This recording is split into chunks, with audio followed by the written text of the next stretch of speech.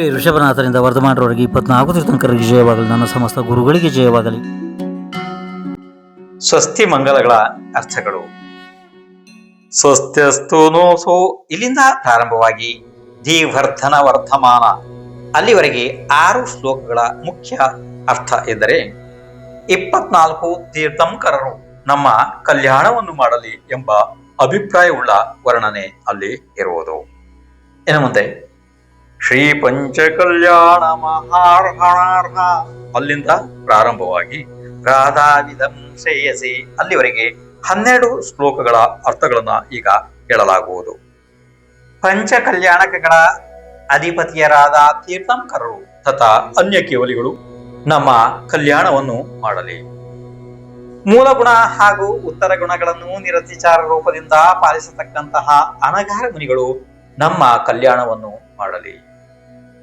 ಅಣಿಮ ಆದಿ 8 ವೃದ್ಧಿಗಳ ಧಾರಕರು, ಅಕ್ಷಯ ಅಲಯ ತಥಾ ಮಹಾನಸ ವೃದ್ಧಿ ಧಾರಕರು, ಕೋಷ್ಠಬುದ್ಧಿ ಆದಿ ಜ್ಞಾನಗಳ ಧಾರಕರು, ಇಂದ್ರಾದಿಗಳಿಂದ ಪೂಜ್ಯರಾದ ರಾಜರ್ಷಿಗಳು ನಮ್ಮ ಹಿತವನ್ನು ಮಾಡಲಿ.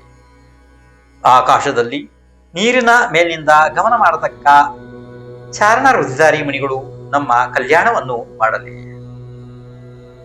ಅಲೋಕ ಸಹಿತವಾಗಿ ತ್ರೈಲೋಕ್ಯವು ಯಾರ ಜ್ಞಾನದಲ್ಲಿ ಹೊಡೆಯುತ್ತದೆಯೋ ಅಂತಹ ಎಲ್ಲ ಋಷಿಗಳು ಪೂಜ್ಯ ಮಹರ್ಷಿಗಳು ನಮ್ಮ ಕಲ್ಯಾಣವನ್ನು ಮಾಡಲಿ. ಯಾರು ಉಪಶಮ ಶ್ರೇಣಿ ತಥಾ ಕ್ಷಪಕ ಶ್ರೇಣಿಯನ್ನು ಏರಿ ಕರ್ಮಗಳನ್ನು ಉಪಶಮ ಮತ್ತು ಕ್ಷಯ ಮಾಡುತ್ತಾರೆಯೋ ಅಂತಹ ಆ ಮುನಿಗಳು ನಮ್ಮ ಕಲ್ಯಾಣವನ್ನು ಮಾಡಲಿ. ಸಕಲ ಪ್ರತ್ಯಕ್ಷ ಹಾಗೂ ವಿಕಲ ಪ್ರತ್ಯಕ್ಷ ಜ್ಞಾನಗಳ ಧಾರಕರು, ಅತೀಂದ್ರಿಯ ಸುಖದಲ್ಲಿ ಅನುರಕ್ತರೂ ಆದಂತಹ ಮುನಿಗಳು ನಮ್ಮ ಕಲ್ಯಾಣವನ್ನು ಮಾಡಲಿ. ಉಗ್ರ, ದೀಪ್ತ, ಘೋರ ಇತ್ಯಾದಿ ತಪಗಳನ್ನು ಮಾಡುವವರು ತಥಾ ಮೋಕ್ಷ ಸಾಧನೆಯನ್ನು ಮಾಡುವವರು ಆದ ಮುನಿಗಳು ನಮ್ಮ ಕಲ್ಯಾಣವನ್ನು ಮಾಡಲಿ. ಮನೋಬಲಿ, ವಚನಬಲಿ, ಕಾಯಬಲಿ ತಥಾ ಅಷ್ಟಾಂಗ ಜ್ಯೋತಿಷಾಸ್ತ್ರಗಳನ್ನು ತಿಳಿದವರು, ಕ್ಷೀರ ಹಾಗೂ ಅಮೃತವನ್ನು ಸ್ರವಿಸುವವರು ಆದಂತಹ ಮುನಿಗಳು ನಮ್ಮ ಕಲ್ಯಾಣವನ್ನು ಮಾಡಲಿ. ಈ ಎಲ್ಲಾ ಮುನಿಗಳ ಹತ್ತಿರ ಶಾಪ ಕೊಡುವಿಕೆ ಹಾಗೂ ಅನುಗ್ರಹ ಮಾಡುವಿಕೆ ಆದಿ ಅನೇಕ ಶಕ್ತಿಗಳು ಇರುತ್ತವೆ. ಈ ಎಲ್ಲ ಮುನಿಗಳ ಗುಣಸ್ತವನ ಮಾಡುವುದರಿಂದ ಎಲ್ಲ ಸಂಶ್ಲೇಷ ಪರಿಣಾಮಗಳು ನಾಶ ಹೊಂದುತ್ತವೆ ತಥಾ ಪುಣ್ಯ ಸಂಬಂಧವಾಗುತ್ತದೆ. ಆದ್ದರಿಂದ ಮಾಂಗಲಿಕ ಕಾರ್ಯಗಳನ್ನು ಮಾಡುವಾಗ ಸ್ವಸ್ಥಯನ ವಿಧಿಯನ್ನು ಮಾಡಬೇಕು. ಈ ವಿಧಿಯನ್ನು ಮಾಡುವುದರಿಂದ ಮನಸ್ಸು ಪ್ರಸನ್ನವಾಗುತ್ತದೆ. ಇನ್ನು ಮುಂದೆ ಶ್ರೀಮದ್ ಜಿನೇಂದ್ರ ತಮೋಹ ಕುಂದ್ರಾಹ ಈ ಶ್ಲೋಕಗಳು 22 ಇದ್ದಾವೆ. ಇದರ ಪ್ರತಿಯೊಂದು ಅರ್ಥಗಳನ್ನ ಪ್ರತ್ಯೇಕವಾಗಿ ಹೇಳಲಾಗುವುದು. 1ನೆಯ ಶ್ಲೋಕದ ಅರ್ಥ: ಯಾರು ಮೋಹ ನಿದ್ರೆಯನ್ನು ನಾಶ ಮಾಡಿದ್ದಾರೆಯೋ, ದೇವೇಂದ್ರನು ಯಾರ ಉತ್ಕೃಷ್ಟ ಪೂಜೆಯನ್ನು ಮಾಡಿದ್ದಾನೋ, ನಾಗೇಂದ್ರ ಹಾಗೂ ಯೋಗಿದ್ರರು ಯಾರ ಪ್ರಭಾವದ ಸ್ತುತಿಯನ್ನು ಮಾಡುತ್ತಾರೆಯೋ ಅಂತಹ ಜಿನೇಶ್ವರರು ನನ್ನ ಹತ್ತಿರ ಬರಲಿ.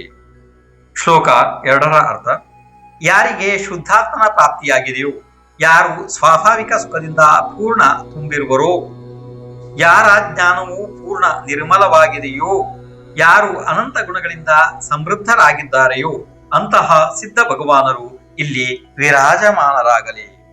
ಶ್ಲೋಕ 3ರ ಅರ್ಥ: ಯಾರು 5 ಪ್ರಕಾರದ ಆಚಾರಗಳನ್ನು ಸ್ವತಃ ಪಾಲಿಸುತ್ತಾರೆಯೋ ಹಾಗೂ ಶಿಷ್ಯರಿಂದ ಪಾಲಿಸುತ್ತಾರೆಯೋ ಅಂತಹ ಶ್ರೇಷ್ಠ ಆಚಾರ್ಯರು ಇಲ್ಲಿ ಬಂದು ವಿರಾಜಮಾನರಾಗಲಿ. ಶ್ಲೋಕ 4ರ ಅರ್ಥ: ಯಾರು ಸ್ವಮತದ ನಿರ್ದೋಷ ಶಾಸ್ತ್ರಗಳನ್ನು ಅತಿ ಪ್ರೇಮದಿಂದ ಶಿಷ್ಯರಿಗೆ ಕಲಿಸುತ್ತಾರೋ ಅಂತಹ ಉಪಾಧ್ಯಾಯ ಪದವಿಯನ್ನು ಪಡೆದ ಮುನಿವರಿಯರು ಇಲ್ಲಿಗೆ ಆಗಮಿಸಿ ವಿರಾಜಮಾನರಾಗಲಿ.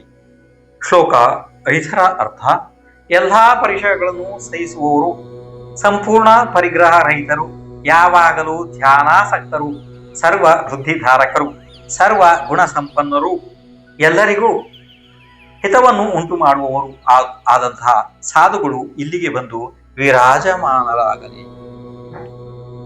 ಶ್ಲೋಕ 6ರ ಅರ್ಥ: ಯಾರು ಮಂಗಲ ರೂಪರಿದ್ದಾರೆಯೋ, ಯಾರು ಲೋಕೋತ್ತಮ ಅಂದರೆ ಜಗತ್ತಿನಲ್ಲಿ ಉತ್ಕೃಷ್ಟರಿದ್ದಾರೆಯೋ, ಮತ್ತು ಯಾರು ಕಲ್ಯಾಣ ಅರ್ಥಾತ್ ತ್ರೈಲೋಕ್ಯದ ಅಪಾಯಗಳಿಂದ ರಕ್ಷಣೆಯನ್ನು ಮಾಡುತ್ತಾರೆಯೋ ಅಂತಹ ಅರಿಹಂತ, ಸಿದ್ಧ, ಸಾಧು ಹಾಗೂ ಕೇವಲಿ ಪ್ರಣೀತ ಜಿನಧರ್ಮ ಈ 4 ಪದಾರ್ಥಗಳು ಇಲ್ಲಿ ವಿರಾಜಮಾನರಾಗಿರಲಿ. ಶ್ಲೋಕ 7ರ ಅರ್ಥ. ಲೋಕತ್ರಯವು ಯಾರ ಪೂಜೆಯನ್ನು ಮಾಡುತ್ತದೆಯೋ, ಯಾರ ಪ್ರಭಾವವು ಅಪ್ರತಿಮವಾಗಿದೆಯೋ ಅಂತಹ ನವದೇವತೆಗಳು ಇಲ್ಲಿ ಬಂದು ವಿರಾಜಮಾನರಾಗಲಿ. ಶ್ಲೋಕ 8ರ ಅರ್ಥ.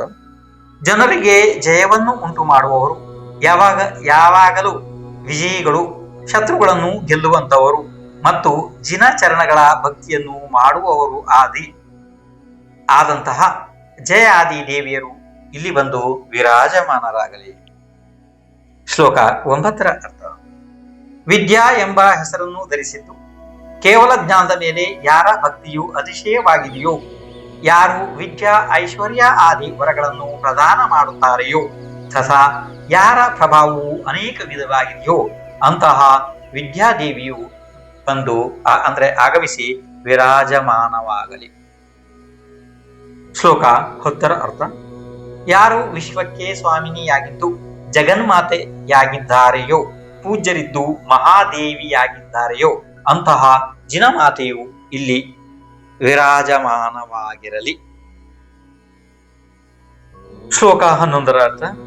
ಜಿನೇಶ್ವರರ ಸೇವೆಯನ್ನು ಮಾಡಲು ಯಾರ ಅಂತಃಕರಣವು ಆಸಕ್ತವಾಗಿದೆಯೋ ಅಥವಾ ಬಹಳ ಆಶ್ಚರ್ಯ, ಕಾಂತಿ, ಸುಖ ಹಾಗೂ ಜ್ಞಾನಗಳಿಂದ ಯಾರು ಯುಕ್ತರಾಗಿದ್ದಾರೆಯೋ ಅಂತಹ ಚತುರ್ಣಿಕಾಯ ದೇವತೆಗಳು ಇಲ್ಲಿ ವಿರಾಜಮಾನರಾಗಿರಲಿ. ಶ್ಲೋಕ 12ರ ಅರ್ಥ. ತಿಥಿಗಳ ಪರಿವರ್ತನೆಯನ್ನು ಮಾಡಿ ಯಾರು ಲೋಕ ವ್ಯವಹಾರವನ್ನು ನಡೆಸುತ್ತಾರೆಯೋ, ಪ್ರತಿಯೊಂದು ತಿಥಿಗೆ ಯಾರು ಸುಖಕರ ಹಾಗೂ ಪ್ರಸನ್ನರಾಗುತ್ತಾರೆಯೋ ಅಂಥ ತಿಥೀಶ್ವರ, ಯಕ್ಷ, ಮುಖಾದಿ ಯಕ್ಷ ದೇವತೆಗಳು ಇಲ್ಲಿ ಬಂದು ವಿರಾಜಮಾನರಾಗಲಿ. ಶ್ಲೋಕ 13ರ ಅರ್ಥ. ಯಾರು ದಿನಂಪ್ರತಿ ಮೇರು ಪರ್ವತಕ್ಕೆ ಪ್ರದಕ್ಷಿಣೆಯನ್ನು ಹಾಕುತ್ತಾರೆಯೋ, 2.5 ದ್ವೀಪದ ಹೊರಗೆ ಯಾರು ಸ್ಥಿತವಾಗಿರುತ್ತಾರೆಯೋ ಅಂಥ ಸೂರ್ಯ ಆದಿ ಜ್ಯೋತಿರ್ವಾಸಿ ದೇವತೆಗಳು ಇಲ್ಲಿಗೆ ಬಂದು ವಿರಾಜಮಾನರಾಗಲಿ. ಶ್ಲೋಕ 14ರ ಅರ್ಥ. ಧರ್ಮ ಮಾರ್ಗದ ರಕ್ಷಣೆಯನ್ನು ಮಾಡುವವರು, ವಿದ್ವಾನ್ ಜನರಿಗೆ ಇಷ್ಟ ಫಲವನ್ನು ಕೊಡುವವರು ಆದ ಗೋಮುಖಾದಿ 24 ಯಕ್ಷದೇವರು ಇಲ್ಲಿ ಆಗಮಿಸಿ ವಿರಾಜಮಾನರಾಗಲಿ. ಶ್ಲೋಕ 15ರ ಅರ್ಥ. ಯಾರು ಭವ್ಯ ಜನರ ಪಕ್ಷವನ್ನೇ ಹಿಡಿಯುತ್ತಾರೆಯೋ, ಪ್ರಾಣಿಗಳ ಮೇಲೆ ಯಾರು ದಯೆ ತೋರುತ್ತಾರೆಯೋ ಅಂತಹ 24 ಯಕ್ಷಿಣಿಯರು ಇಲ್ಲಿ ಬಂದು ವಿರಾಜಮಾನರಾಗಲಿ. ಶ್ಲೋಕ 17ರ ಅರ್ಥ. ಕುಲಾಚಲಗಳ ಮೇಲೆ ಇರುವ ಸರೋವರಗಳಲ್ಲಿ ಇರುವವರು, ಜಿನಮಾತೆ ಎಂಬ ಹೆಸರನ್ನು ಧರಿಸಿದವರು ಆದ ಶ್ರೀ ಶ್ರೀ ಆದಿ ದೇವಿಯರು ಇಲ್ಲಿಗೆ ಬಂದು ವಿರಾಜಮಾನರಾಗಲಿ.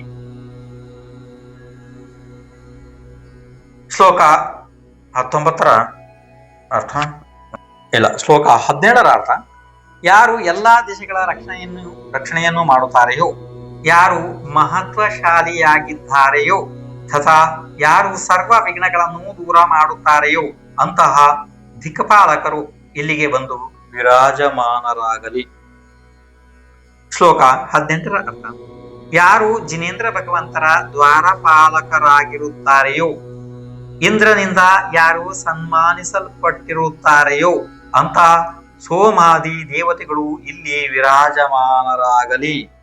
ಶ್ಲೋಕ 19ರ ಅರ್ಥ. ಶತ್ರುಗಳನ್ನು ಪರಾಭವ ಮಾಡುವುದರಲ್ಲಿ ನಿಪುಣರಾದ ವಿಜಯ ಆದಿ ಯಕ್ಷ ದೇವತೆಗಳು ಇಲ್ಲಿ ವಿರಾಜಮಾನರಾಗಲಿ. ಶ್ಲೋಕ 20ರ ಅರ್ಥ. ಅರ್ಹನ್ ಮತದ ಪ್ರಭಾವನೆಯನ್ನು ಮಾಡಿ ಯಾರು ಕೈಗಳಲ್ಲಿ ಧ್ವಜಗಳನ್ನು ಧರಿಸಿರುತ್ತಾರೆಯೋ ಅಂತಹ ಪ್ರಭಾದಿ ದೇವಿಯರು ಇಲ್ಲಿ ವಿರಾಜಮಾನರಾಗಿರಲಿ. ಶ್ಲೋಕ 21ರ ಅರ್ಥ. ಚಕ್ರಾದಿ ದಿವ್ಯ ಆಯುಧಗಳ ಸಂರಕ್ಷಣೆಯನ್ನು ಮಾಡುವಂತಹ ಪೌಲೋಮಿ ಆದಿ 8 ದೇವಿಯರು ಇಲ್ಲಿ ವಿರಾಜಮಾನರಾಗಿರಲಿ. ಶ್ಲೋಕ 22ರ ಅರ್ಥ. ದ್ವೀಪಗಳ ಅಧಿಪತಿಯರಾದ ಅನಾವೃತಾದಿ ದೇವತೆಗಳು ಮತ್ತು ಸಮುದ್ರದ ಅಧಿಪತಿಯರಾದ ಗಂಗಾದಿ ದೇವಿಯರು ಇಲ್ಲಿ ವಿರಾಜಮಾನರಾಗಿರಲಿ.